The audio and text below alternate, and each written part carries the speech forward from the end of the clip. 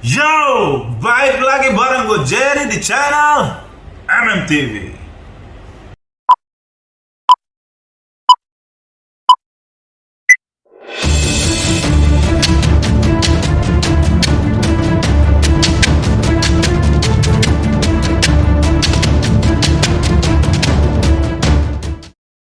Oke, ini yang suka salah konsep ya. Gue mau meluruskan apa yang belum lurus gitu ya. Karena banyak dari kalian yang pingin ke Amerika tapi memakai visa yang salah kan gitu ya. Jadi atau cara yang salah gitu ya. Jadi tour gitu ya. Tour itu kan banyak orang tour itu bisa memberikan bantuan untuk visa turis ya.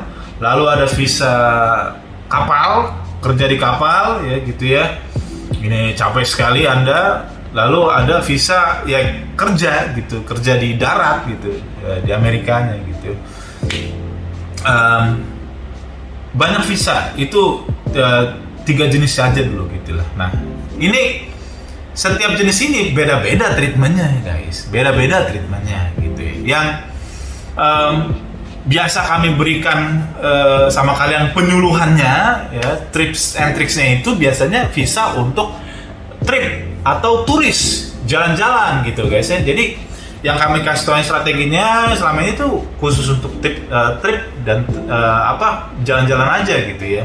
Jadi kalian stay di Amerika, dapat visa jalan-jalan, dikasih maksimal 6 bulan untuk di Amerika untuk trip gitu ya, maksimal gitu ya. Nah kalian boleh balik kalau kalian lebih dari 6 bulan, visa kalian bisa di blacklist karena kalian overstay gitu guys. Itu namanya visa turis gitu ya. Nah langsung ada yang ngomong, bang, sepertinya sih caranya benar gitu, padahal ini bisa membahayakan ketentuan kalian gitu ya. Bang, gitu, saya punya sponsor bang, saya mau bikin visa turis gitu kan. Saya punya sponsor. Oke, kita ngomong sponsor ya. Sponsor itu ada berapa gitu ya. Sponsor yang pertama, sponsor dari keluarga yang sudah ada di Amerika. Keluarga itu bisa keluarga kita yang keluarga inti atau keluarga besar ya. Misalnya paman kita bisa gitu, atau mungkin sponsornya mama kita sendiri gitu ya, sponsornya sepupu kita gitu, keluarga ya, itu keluarga, itu bisa sponsor satu gitu ya. Kedua, sponsor dari pacar gitu ya. Ngomong pacarnya ada di Amerika gitu ya. Saya sudah pacaran selama 5 tahun, long distance relationship LDR, makanya dia mau sponsorin saya supaya bisa ke Amerika gitu ya. 2. Lalu 3, sponsor apa lagi? Sponsor dari tempat pekerjaan. Nah kan gitu ya, kerjaan saya kasih sponsor supaya orang ini bisa ke Amerika karena perusahaanku butuh ini orang, kan gitu ya. Nah 3 sponsor ini datang, orang mau nge-apply visa turis, saya ngomong, bang, saya punya sponsor. Iya, sponsor apa? Kan saya gituin kan. Saya mau bikin visa turis bang. Saya punya sponsor. Sponsor siapa sponsornya? Ini bang, pacar saya di Amerika mau ngasih sponsor. Nah ini orang bodoh gitu ya. Makanya saya bilang bodoh kenapa? Kalau kamu sponsornya pacar kamu doang, girlfriend atau boyfriend yang di Amerika, itu bukan pakai visa turis guys, tapi visa tunangan gitu ya, K1. Kalau kamu pakai visa turis otomatis pasti ditolak sama embassy, karena embassy kan ngomong, ini orang lu mau ngapain, salah tempat, lu mau jalan-jalan atau mau ketemu pacar lu kan gitu kan. Jadi ketika di interview nantinya langsung ngomong, saya udah punya sponsor, saya udah punya pacar di sana, saya mau ketemu pacar saya. Aku bingung orang yang interview. Ini mohon maaf, ini visa jalan-jalan, kok Anda mau pacaran di Amerika, ngerti nggak? Ngerti gak sih guys? Nah ini kenapa makanya banyak orang yang belum sampai 2 menit atau belum sampai semenit dia langsung ditolak. Karena apa? Dari sponsornya udah salah gitu guys. Makanya bang, saya ini menjawab juga orang ngomong, bang saya baru nge-apply, baru interview, belum ada semenit udah ditolak bang.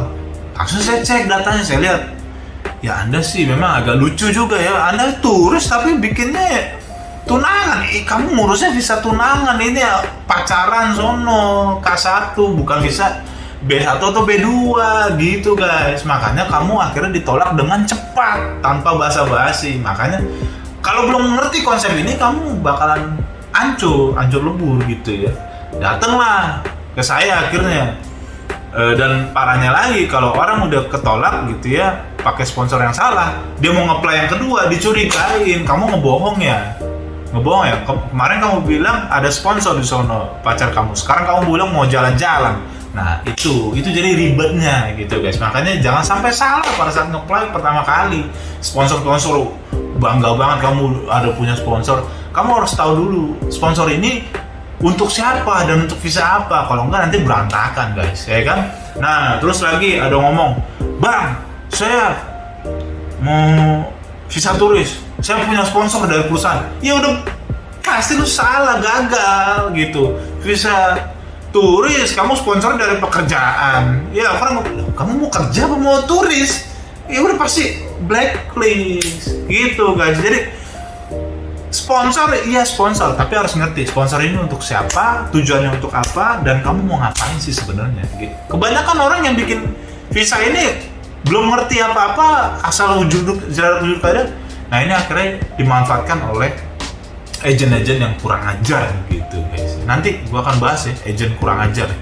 Kesel juga agen kurang ajar ini. Untung aja kalian mulai sedikit dicerahkan dengan adanya video-video YouTube Tour ya, supaya kalian nggak dibego-begoin oleh agen-agen yang memanfaatkan kebodohan, kekurang tahuan orang-orang gitu ya akan visa Amerika gitu ya. Oke. So that's it guys, semoga bisa memahami permasalahan sponsor ini gitu ya. Jadi kalau ada pengen bertanya silahkan di bawah ini supaya jangan kalian dibodohi lagi oleh orang-orang yang dalam tanda kutip pintar membodohi gitu ya. Oke guys, so that's it bersama gue Jerry. Jangan forget to subscribe, like, di komen, di share video ini supaya makin berkembang terus untuk bisa membantu kalian mengerjakan meloloskan visa Amerika kalian. Bersama gue Jerry, tunggu di konten-konten berikutnya. Yo.